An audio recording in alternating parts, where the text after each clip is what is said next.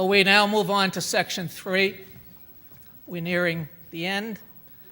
When Frank was retiring, we went to lunch, and he told me he was going to write a book about growing up poor in Limerick. And I thought to myself, and it's one of those things you're glad you didn't say out loud, I said, I thought, good luck, but since your mother's dead, who's going to read it?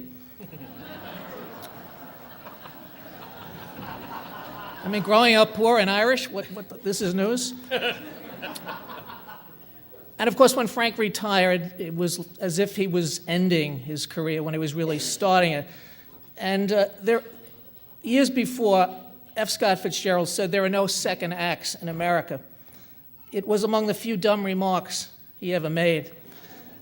This is the land of second acts, and nobody has ever had a better second act than Frank McCourt. In the case of Ellen McCourt, it was Frank's third and happiest act. Now, I knew Frank B.E. before Ellen and A.E. after Ellen. Her presence was profound and life-altering. She brought a renewed sense of possibility, new purpose, and perspective, empowering him to put on paper the story he had brooded on for so very long. There would be no McCourt trilogy without Ellen. I met Frank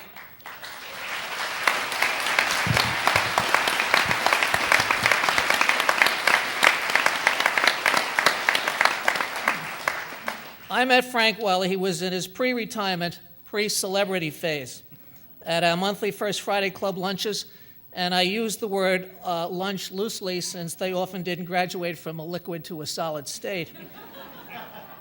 Brought into existence by NYU Professor Terry Moran, the club consisted of a group of mostly would-be writers, accent on would-be, dedicated to the proposition that nothing in life is more important than a good story or a good argument. Being made up mostly of Jews and Irish, one-time Talmudic scholars and failed Jesuits,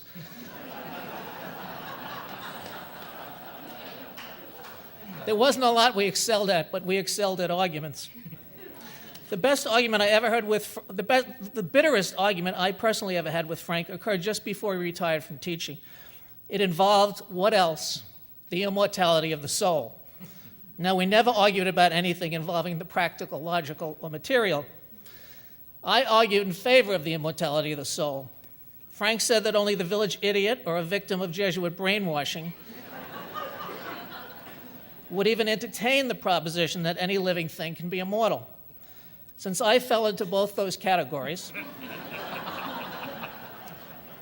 I felt confident in pointing out that in Ireland, belief in the soul's immortality long predated Christianity, as proved by the passage graves in the Boyne River Valley, which go back 4,000 years. Frank responded that although he was sympathetic to the ancient Irish version of the afterlife, in which heaven involved endless drinking bouts and copious amounts of sex, and hell meant being sent to England as a plasterer or university lecturer,